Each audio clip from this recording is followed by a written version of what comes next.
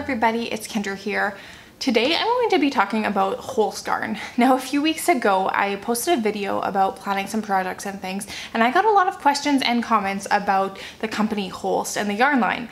And I've used their yarn a fair bit. Their three main lines. They do have some other yarns they carry, but today I'm going to be going over kind of the three main lines they have, show a few projects, talk about kind of pros and cons of each one, and I hope that's helpful for some of you.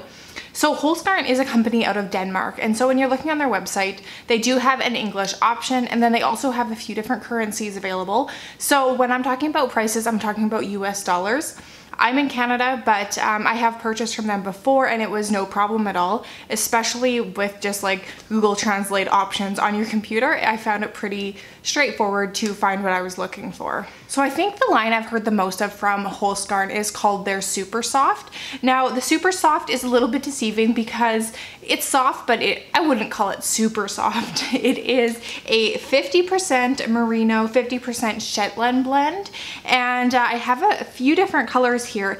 This yarn comes in a ton of different colors, probably like 50 or so. I didn't count, that's just a guess, but lots of different shades and colors. It's a woolly wool. I would say it's non-superwash, and it definitely, I wouldn't call it scratchy, but it's definitely a little more toothy. It's got some feel to it, some grip. It's awesome for color work.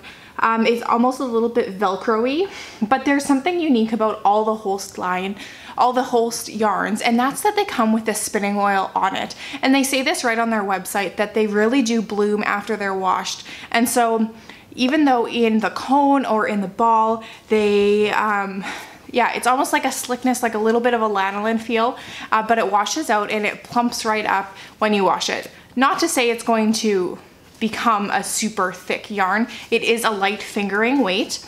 It's available both as a ball, a 50-gram ball, and then also in the 500-gram cones.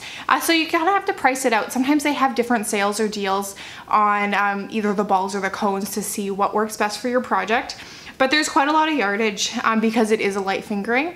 So say for the Super Soft here, this 50-gram ball has 287 meters and 314 yards. And so it does have a lot of yardage, and I know a lot of people can knit sweaters with just a few of these little balls or yarn cakes. I thought I'd go over pricing too. I'm just going to again tell you the US dollars because I think it's interesting, and to me it's been a really affordable option. Right now exchange rate's not great, so I probably won't be buying for a while, but when I picked it up in the past, it has still worked out to be a really good deal for a 100% wool sweater. So for the Super Soft, the 50-gram ball is $3.21, and the 500-gram cone is $26.98. And like I said, they do have periodic sales and things throughout the year, and I actually just follow their Instagram page and see when they do that, and that's basically the only time I have purchased from them. If you are interested, this color here is just Mariner. We have, this is the Thistledown. I showed this last time. And this cone is Sweet Pea. And there's a lot of like subtle variation. I think it works really well. It's not just like a super straight one color option. But this one here is called Plum. Now I do want to show you some of what it looks like knitted up, and I thought I have an upcoming sweater that I'm knitting with the Sweet Pea, which sparked all of this, and I worked on a swatch. I actually pulled back a bunch of it, so I won't get into it too much, but I did 4 chart repeats around, and it still turned out itty bitty, so I don't have much to show you of this. I was going to show it unwashed.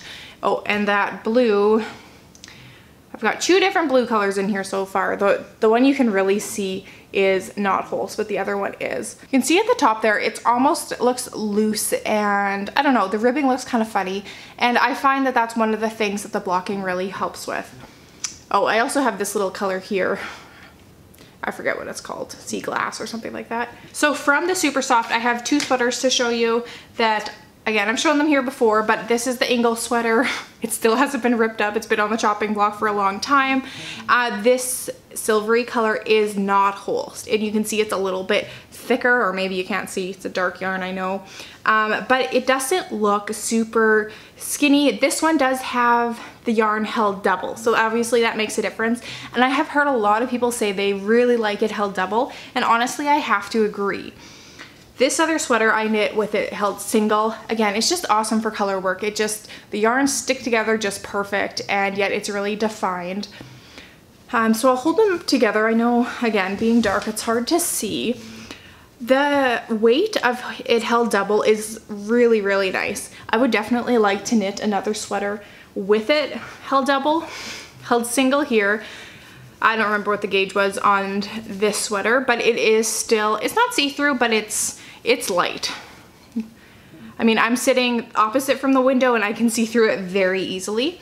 And then also you can see on the ribbing here, compared to the ribbing on the other one, I don't know how well you'll be able to tell, but it's a little bit loose, but it's not crazy. So it definitely filled in, and it also has a lot more kind of drape to it. It's not a drapey yarn, I'm not going to say that, but compared to when you're knitting with it before you wash out the spinning oil, to me it seems a lot more stiff, and then that's something that kind of softens and it just gives it a little bit more flow to it. Now there is a little bit of pilling. I've worn this sweater a fair bit, and I'm just going to show you here. I have not de-pilled it ever. And it's not bad, but there is definitely some in the arm here, the underarm. A little bit of pilling, that's probably the biggest one, but there's a few other little ones as well. So I would say Super Soft seems like the most popular yarn that they sell, and again, perfect for color work, good in other applications as well. Definitely a stiffer feel, and a woolly yarn, but not unmanageable and super itchy, at least to me. So the second yarn line I want to talk about is the Coast line. It's called Coast, the line that's called Coast. So that one is actually, let me see, 55% merino lamb's wool and 45% cotton, and it sells for $3.65, so a little bit more expensive, but not much. And the cones are $29.16 regular price. So it is noticeably softer than the Super Soft. It has a different feel. You can tell it's not quite as like toothy. It doesn't have that fuzz quite the same. It's a lot more smooth, the strand of it. This is the colorway Marsh. I have this cone and it has gone a long way so far. In the last video I was saying I'm gonna cast on the Cullum sweater, and I'm quite a ways into it, and it still seems like I've got a lot left. So this is the unwashed version. This is, like I said, the Cullum sweater in progress here. It definitely is a light fingering as well. It's loose. I'm knitting this on a size 4. And so like it's just a little bit lighter than a regular fingering weight, I would say. And then this is the other cardigan that I had originally knit with it. So this is the washed version, and this is the unwashed of the exact same yarn. I think it's the same gauge. I think I knit this one on a 4 too, although I guess my gauge might have changed a little, but pretty similar. And it's very soft and drapey. I would not hesitate putting this like on a newborn, on a baby. It's soft, it's smooth.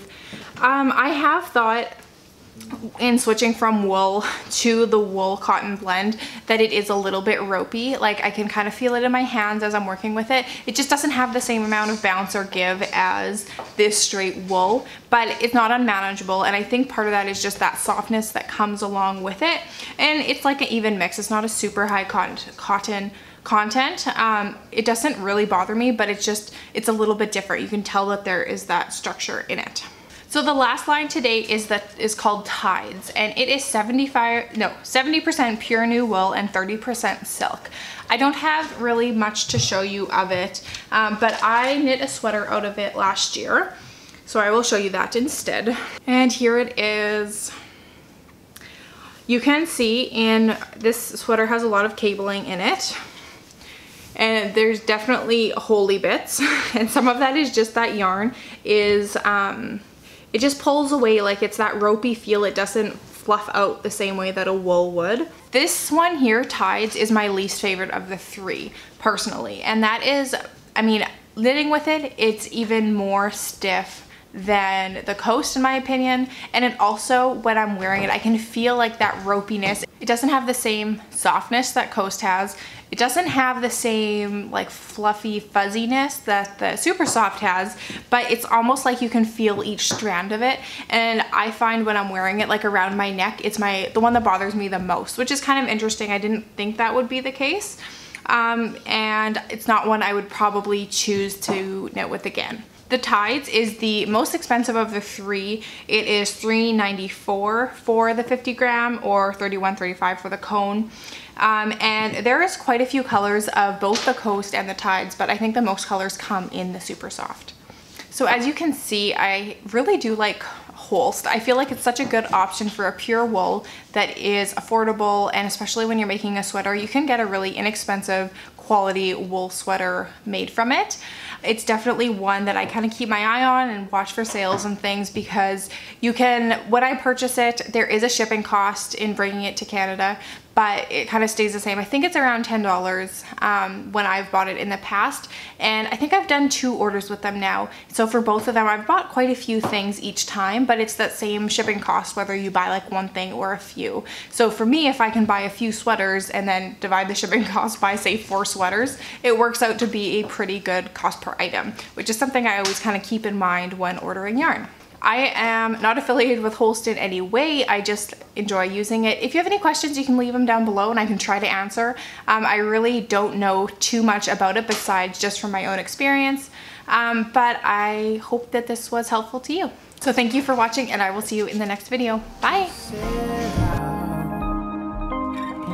When the lights turn cold.